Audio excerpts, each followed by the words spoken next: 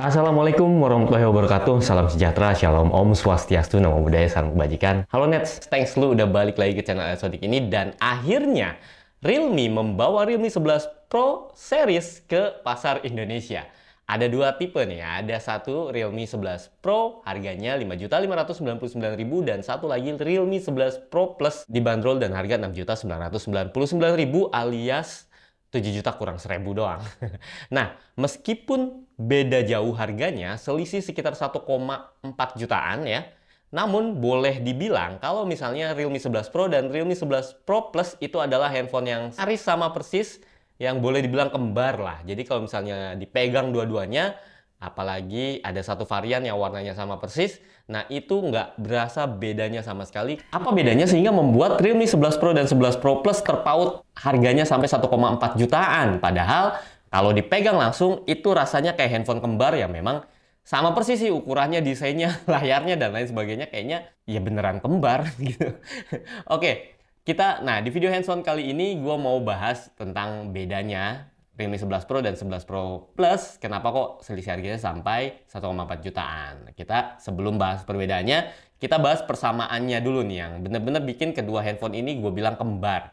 Yang pertama displaynya, keduanya sama-sama layarnya ukuran 6,67 inci, kemudian curve ya, ngelengkung 3D curve ya, kayak handphone-handphone flagship ya. Ini sebenarnya di mid-range sudah dipakai di Realme 10 Pro Plus yang sudah beredar sebelumnya, tapi diteruskan lagi di 11 Pro dan 11 Pro Plus.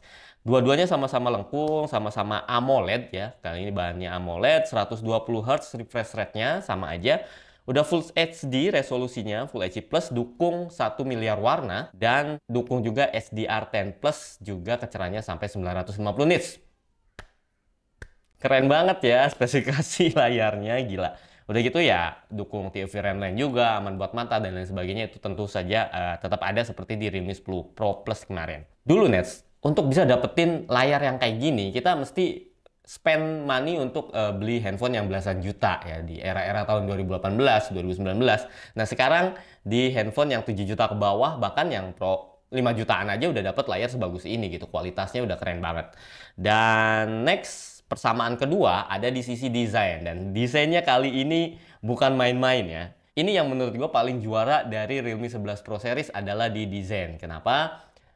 Dia didesain oleh Realme Studio yang kerjasama dengan Matteo Menotto ya, dari Milan, Italia, dan dimana dia adalah mantan desainer dari Gucci yang sekarang punya studio desain sendiri tentu saja, dan kerjasama dengan Realme menghasilkan sebuah desain yang menurut gua 2, 4, 5 ada berapapun jempol gua kasih lah buat desain dari Realme 11 Pro Series ini ya. Ya ada satu varian warna yang namanya Sunrise Beige, dan ini di Realme 11 Pro ada, di Realme 11 Pro Plus ada. Jadi kalau disandingkan keduanya jadi sama persis ya.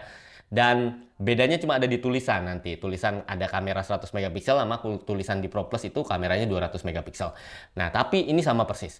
Dan Sunrise Beige ini didesain sama Matteo itu terinspirasi dari sunrise di kota Milan. Jadi bener-bener kesannya tuh retro banget, Eropa banget.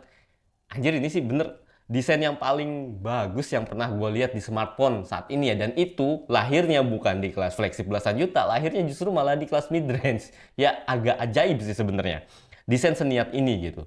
Ya memang Realme terkenal dengan master desainnya. Dulu ada yang desainnya kayak batu bata, ada yang kayak kertas bisa dicoret-coret, ada yang kayak koper ya. Tapi biasanya itu nongolnya di handphone-handphone yang GT series, di flagshipnya Realme, bukan di number series gitu. Dan ini suatu kemajuan sebenarnya, dan asiknya ada di kelas 5 jutaan juga di Realme 11 Pro. Ya, jadi Sunrise Beige ini terinspirasi dari pagi hari di kota Milan. Jadi bulatan yang ring yang warnanya kayak cincin hitam dan emas itu seolah-olah itu matahari katanya. Jadi pusat sentris dari si desainnya Realme. Kemudian sisanya simetris banget, seimbang kanan kiri, di tengahnya ada garis, dan bahannya ini vegan leather ya, yang halus disentuh. Kemudian apa namanya, warnanya juga beige, ada emblem Realme yang warnanya silver, frame-nya warnanya emas. Gila, warnanya asik banget serius. Dan yang paling gila lagi, pas lu perhatikan detail di tengahnya itu ada kayak tekstur apa ya dia sebut, 3D woven, kayak tekstur benang diikat-ikat, disulam, dan jadi kayak garis tengah di bawahnya. Dan itu warna orange sama putih. Gila, niat banget. Nggak sampai di situ, di kanan kirinya juga ada tekstur kayak jahitan gitu. Bener-bener kayak kulitnya tuh dijahit di tengah-tengah situ. Wah, gue nggak ngerti lagi. Gue nggak bisa ungkapkan lagi dengan kata-kata. Pokoknya desainnya itu stand out, berani, dan berani tapi bagus gitu. Bagus banget, mewah banget bener deh. Bahkan handphone-handphone yang kelasnya lebih tinggi itu kalah menarik dibanding si Realme 11 Pro series ini. Ketika lu pakai, semua mata pasti tertuju karena bulatannya itu kayak jadi ikonik dan jadi apa namanya, kalau di istilah desain itu jadi pusat perhatian, point of interestnya. Terus sisanya desain seimbang kanan kirinya, tambah satu garis oranye yang menarik di tengahnya, dan gila. Good job banget Realme kali ini. The best. Desainnya gue nilai paling bagus lah dibanding smartphone-smartphone lain yang pernah gue lihat gitu. Nah, selain warna sunrise beige, kalau di Realme 11 Pro itu ada warna hitam, yang hitamnya itu biasa banget, jadi nggak usah dipilih. Mending pilih yang beige aja, karena dengan memilih Realme 11 Pro yang beige, wah, bentuk, warna, material itu akan sama persis dengan Realme 11 Pro Plus yang harganya sampai 7 juta itu. Ya, warna hitam belakangnya sih doff, tapi ya biasa aja lah. Sama kayak di handphone-handphone mid-range lain. Tapi di Realme 11 Pro Plus ada satu lagi varian warnanya Oasis Green. Dan ini kayak hijau-hijau sage yang kemarin lebaran itu musim di baju-baju kalian ya, Nets. Nah, itu hadir di situ, dan banyak kulit juga. Materialnya sama persis dengan yang Sunrise Beige. Itu bagus. Selain layar dan desain yang sama juga di spesifikasi hardware-nya. Tentu saja kedua handphone ini sudah memakai chipset terbaru dari MediaTek. Ada MediaTek Dimensity 7050 yang meski fabrikasinya sudah 6 nanometer, kemudian kecepatannya sampai 2,8 GHz. Cuma memang ada yang lebih kenceng ya, di kelas 5 jutaan sampai 6 jutaan ada yang lebih kenceng dari ini. Tapi ini bukan berarti jelek, karena lumayan. Skor Antutunya itu sekitar 550.000 sampai 600 ribuan, dan ini buat sehari-hari sih oke-oke aja. Bahkan buat gaming juga bisa yang lebih berat lagi kelasnya gitu. Terus untuk baterai juga sama-sama 5000 mAh. Untuk fitur dual speaker sama, kan dual speaker, ada NFC-nya juga, sama aja gitu. Nah, itu persamaannya. Jadi beli yang 5 juta sama 7 juta dapatnya sama aja. Bahkan bentuk, desain, material semuanya sama, ukurannya sama. Dan bedanya apa gitu ya? Ini dia yang bikin harganya bisa beda sampai 1,4 juta nets. Pertama, di konfigurasi memori yang dibawa. Untuk Realme 11 Pro menggunakan RAM 8GB dan storage memori internal itu sebesar 256 GB. Ini standar di kelas 5 jutaan memang sudah seperti itu. Nah, di Realme 11 Pro Plus itu pakai RAM yang besar 12 GB dan storage-nya 512 GB. Ini gede banget. Nah, ini yang dari sini aja udah jadi kelihatan mahal dan pantas dihargai. Kok 7 juta ya? Oh iya, karena kayak gitu konfigurasinya. Dulu gue pernah pakai Realme X2 Pro, harganya 7,5 jutaan. Itu konfigurasinya RAM memang sama-sama 12 GB, tapi memori internalnya cuma 256 GB. Jadi ini lebih gila lagi sih speknya. Perbedaan kedua ada di chargernya. Di Realme 11 Pro 67 watt. Ya, kenceng, tetapi itu standar di kelas mid-range. Banyak yang pakai watt atau charger yang wattnya segede itu. Kalau di Realme 11 Pro Plus itu pakai 100 watt. Nah, ini yang besar ya, yang besar. Nggak besar banget, tidak terbesar di pasar, tapi 100 watt itu bisa ngecas dari 0 sampai 100 cuma 26 menitan doang, dan itu akan sangat berguna ya buat sehari-hari. Dan dua-duanya pakai protokol SuperVOOC yang tentu saja aman, sudah terbukti aman ya. Nah, kalau kedua hal itu masih membuat harganya kok sampai 1,4 juta selisihnya, ada satu hal lagi yang bikin keduanya beda aja. Selain charger sama memori internal, sama konfigurasi memori, itu juga di bagian kamera itu berbeda. Nah, di Realme 11 Pro itu kamera belakangnya 100 megapiksel sudah OIS dan ditemani dengan 2 megapiksel depth sensor. Ya, anggap aja satu kamera lah ya. Terus nggak punya ultrawide ya, sayang banget. Padahal di Realme 10 Pro Plus ada. Di 10 Pro nggak ada sih. Ini jadi kayak mirip-mirip 10 Pro yang biasa beberapa bulan yang lalu. Meski hasil kameranya seharusnya cakep ya. Gue percaya kalau Realme AI-nya pasti bagus, tetapi sayang aja nggak ada ultrawide gitu. Di kamera depannya ada 16 megapiksel saja, dan itu juga standar dan tidak ada peningkatan dibanding Realme 10 Pro yang sebelumnya. Nah, untuk yang plus-plus, untuk Realme 11 Pro Plus, ini baru Leap ya. Dia pakai sensor terbarunya Samsung, ISOCELL HP3, yang ini resolusinya real 200 megapiksel. Nah, gara-gara sensornya 200 megapiksel dan itu real, jadi dia bisa zoom sampai 4 kali lossless. Jadi zoomnya itu cropping dari sensornya, karena sensornya besar. Ukuran sensornya by the way itu 1/1,4 inci dan bukanya juga lumayan lebar. Jadi ya ini salah satu smartphone dengan ukuran sensor kamera yang terbesar di pasar Indonesia ya.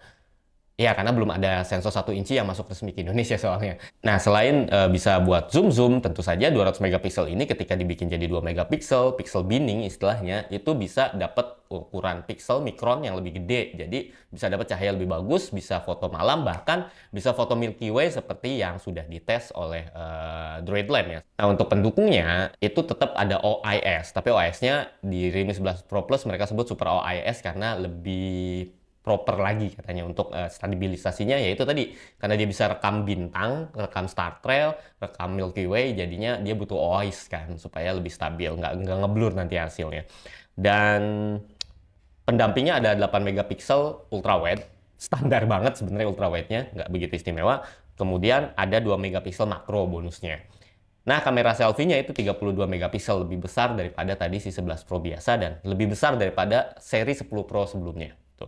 Nah, itu dia Nets, bedanya ada di 3 hal itu, ada di kombinasi memori, di charger, dan di kamera yang membuat selisih harganya sampai beda 1,4 jutaan. Dan first impression gua saat hands-on kemarin di launching, itu benar-benar takjub sama desainnya Nets. Jadi, mungkin bagi gua ini desain HP yang paling berani, stand out, dan ikonik ya.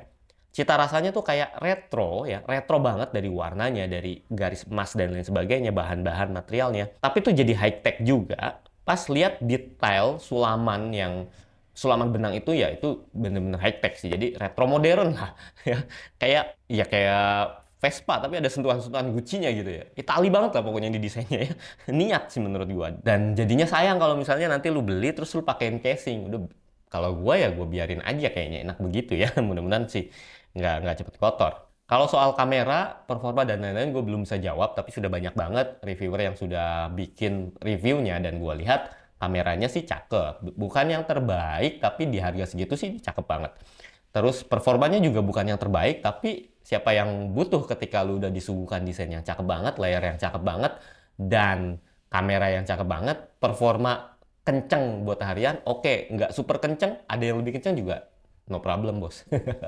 Kalau buat gua, kalau yang lebih kencang lagi yang pakai Snapdragon 7 Plus Gen 2 itu ya lebih kencang. Jadi mending pilih itu aja. Kekencangan juga buat apa nggak? Mubazir menurut gua kalau buat kencang doang, tapi hal yang lainnya tuh nggak bisa lu pamerin gitu. Sedangkan ini desain layar semuanya bisa lu pamerin.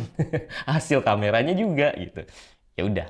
Nah, gue punya saran bagi teman-teman yang mau beli ya. Itu kayaknya Realme 11 Pro aja cukup. Kenapa? Chipsetnya sama, terus desainnya sama persis, ukuran sama persis, materialnya sama persis, layarnya sama persis. Jadi experience pakainya kan sama persis gitu ya. Karena ya sama aja chipsetnya sama. Nggak ada yang dibedain gitu, nggak ada yang sunat-sunat. Bedanya harganya sampai 1,4 juta. Jadi mending pilih yang 11 Pro nggak sih?